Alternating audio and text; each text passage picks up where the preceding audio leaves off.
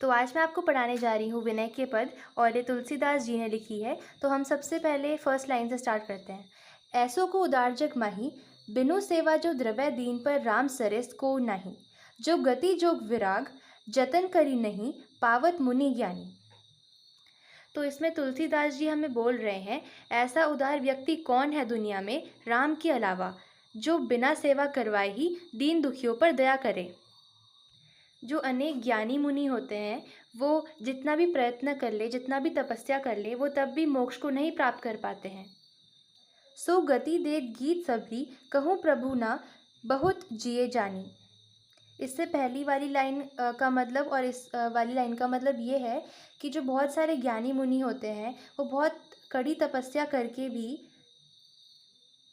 या फिर संन्यास करके भी वो मोक्ष प्राप्त नहीं कर पाते हैं, जो राम जी जटायु और शबरी को दे देते हैं।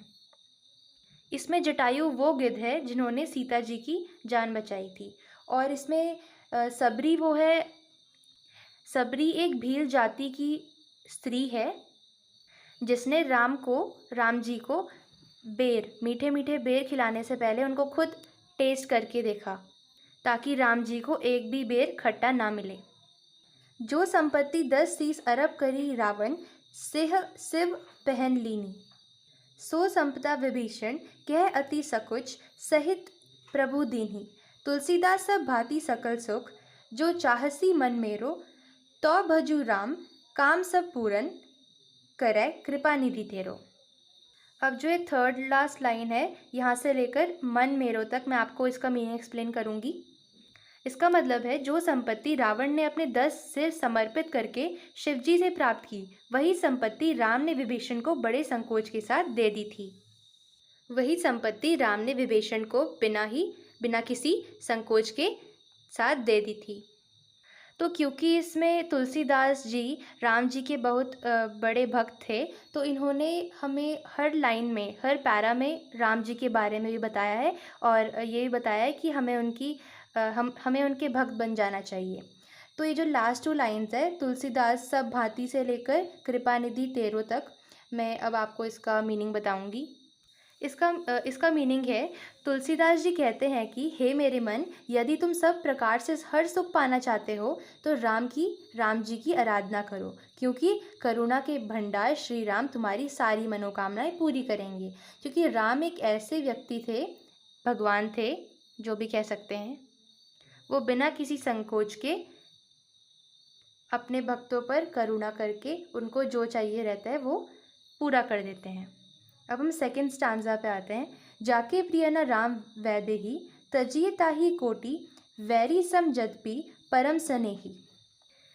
इस सेकंड स्टांजा की फर्स्ट 2 लाइन्स का मतलब ये है कि जिसे राम और सीता प्रिय ना हो, चाहे वो लोग तुम्हारे अत्यंत प्रिय ही क्यों ना हो, उन्हें अपने करोड़ गुण शत्रु के समान तुम्हें उसे त्याग देना चाहिए। सिंपल वर्ड्स में इसमें सिर्फ ये बता रखा है, जो राम के भक्त नहीं है, राम और सीता जी के भक्त नहीं है, उनको करोड़ दुश्मनों के प्रकार छोड़ देना चाहिए। तज्यो पिता प्रहलाद, विभीषण बंधु, भरत महतारी, बलि गुरु तज्यो, कंथ ब्रज बनितहि, भय मुद मंगलकारी। इन 2 लाइन का ये मतलब है कि जैसे प्रहलाद ने अपने पिता को, विभीषण ने अपने भाई को, भरत ने अपनी माता को, और बलि ने गुरु शुक्राचार्य को, और ब्रज की स्त्रियों ने अपने पति को त्याग दिया था, लेकिन फिर भी उनका जीवन आनंदमय और कल्याणकारी बन गया, क्योंकि वो राम जी और सीता जी के भक्त थे, और जो उनका भक्त होता है उनके साथ सब कुछ अच्छा ही होता है। यानी कि उन्होंने जो भी त्याग किया वो अपनी भलाई के लिए ही करा। नाते नेह राम के मनियत, सुहुत सुसेव्य, जहाँ लो, अंजन कहा आग जही फूटे, बहुतक कहा लो। तुलसी सोसा भांति परम हित, पूज्य प्रांति प्यारो, जासो होय स्नेह रामपद, ए तो मतो हमारो।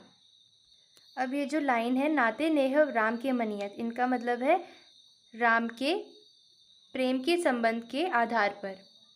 इसमें इन्होंने बता रखा है, हमारे जितने प्रिय और आदरणीय व्यक्ति होते हैं, लोग हैं, उनसे संबंध और प्रेम राम के आधार पर ही करना चाहिए, क्योंकि उस काजल का क्या लाभ होता है जिससे हमारी आंखें ही यानी कि नेत्र ही फूट जाए, और अधिक क्या कहा जाए।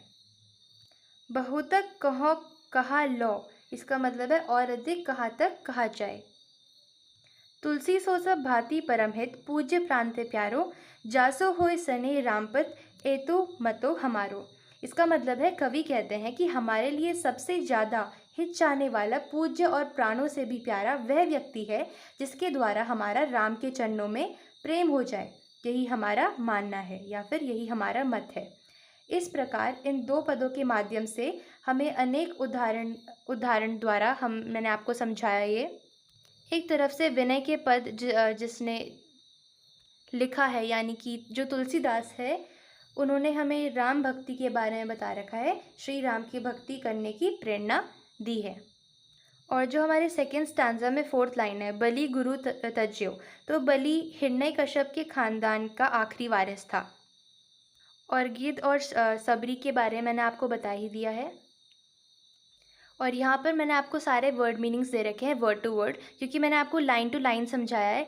और वर्ड टू वर्ड आप इसका स्क्रीनशॉट ले सकते हैं, एक इस वाले पेज का, एक इस वाले पेज का एंड इसका। और मैंने एक और पद्य भाग का एक्सप्लेनेशन दे रखा है जो कि गिरधर की कुंडलियाँ है, आप इस चैनल में चेक कर सकते हैं। अब लास्ट में मैं आपको बताऊंगी कवि का परिचय तुलसीदास जी का, क्योंकि एग्ज़ाम में आता है ये। मैं आपको 5 इम्पॉर्टेंट पॉइंट्स बताऊंगी। इनका जन्म उत्तर प्रदेश के बांदा जिले के राजापुर नामक गांव में सन 1532 में हुआ था। सेकंड पॉइंट, गुरु नरहरि दास इनके गुरु थे। थर्ड पॉइंट, तुलसीदास राम के अनन्य भक्त थे। अनन्य का मतलब होता है अद्वितीय। And fourth point, Tulsidas ji की भाषा ब्रज और अवधी दोनों ही है। एंड फिफ्थ पॉइंट, तुलसीदास को हिंदी जगत का सूर्य कहा जाता है। अब लास्टली हम क्वेश्चन आंसर डिस्कस करेंगे। जैसे हमें एक स्टैंजा मिल गया, ऐसो से लेकर कृपानिधि तेरो तक। प्रश्न नंबर 1, तुलसीदास श्री राम के विषय में क्या क्या कहते हैं। हम लिख सकते हैं, तुलसीदास जी कहते हैं कि जो कोई व्यक्ति सब भांति सकल सुख चाहता है तो उसे श्री राम का भजन करना चाहिए। वही कृपा का सागर है तथा वह सभी काम पूरे करेंगे। मतलब ये सिंपल वर्ड्स के आंसर है। आप चाहे तो बहुत सारे कीवर्ड्स भी डाल सकते हैं जिससे कि आपको और मार्क्स मिले। अब हम प्रश्न नंबर 2 करेंगे। सबरी कौन थी, उसने श्री राम को क्या दिया। सबरी सबर जाति की महिला थी, और या तो हम बोल सकते हैं सबरी एक वृद्ध स्त्री थी जिसने राम जी को बेर खिलाने से पहले उन बेरों को खुद खाकर देखा ताकि राम जी सिर्फ मीठे बेर खाएं और वह खट्टे बेर ना खाए। प्रश्न नंबर 3, विभीषण कौन था, श्री राम ने उन्हें क्या प्रदान किया और कैसे। हम लिख सकते हैं कि विभीषण रावण का छोटा भाई था। श्री राम ने विभीषण को लंका का सिंहासन प्राप्त करवाया। लंका के राजा रावण को छोड़कर विभीषण राम की शरण में आ गया। राम जी शरणागत को अपना लेते हैं। उन्होंने यह जाना कि राक्षसों के बीच में रहकर भी मेरी भक्ति इसके अंदर है। उन्होंने समुद्र का जल मांगकर राज तिलक कर दिया, मानो वही लंका का राजा होने वाला है। राम जी ने रावण को मार दिया और विभीषण को लंका का राजा बना दिया। अब जैसे एग्ज़ाम्स में आपका रेफरेंस टू कॉन्टेक्स्ट आता है तो वहाँ पर एक क्वेश्चन आता है, अर्थ लिखिए। तो इसमें आपको इसका मीनिंग बताना है। कुछ वर्ड्स हैं, 5 वर्ड्स हैं। फर्स्ट, उदार, इसका मतलब है दयावान या फिर बड़े दिल वाला। क्वेश्चन नंबर 2, दीन, इसका मतलब है दयावान। गति का मतलब है मोक्ष या फिर सदगति। शीस का मतलब है सिर। अरब का मतलब है अपूर्ण। और संपदा का मतलब है संपत्ति। अब हम सेकंड स्टैंजा के क्वेश्चन करेंगे जो कि है जाके से लेकर जदापि परम स्नेही तक। प्रश्न नंबर 1, वैदेही का अर्थ लिखिए। किन लोगों को शत्रु के समान छोड़ देना चाहिए। वैदेही का अर्थ सीता है, जो राम जी की पत्नी थी। जिसके हृदय में सीता राम जी के प्रति प्रेम नहीं है उसे करोड़ों दुश्मनों के समान जानकर छोड़ देना चाहिए, ये तुलसीदास जी कहते हैं। प्रश्न नंबर 2, तुलसीदास जी ने किससे प्रेम भक्ति करने को कहा और क्यों।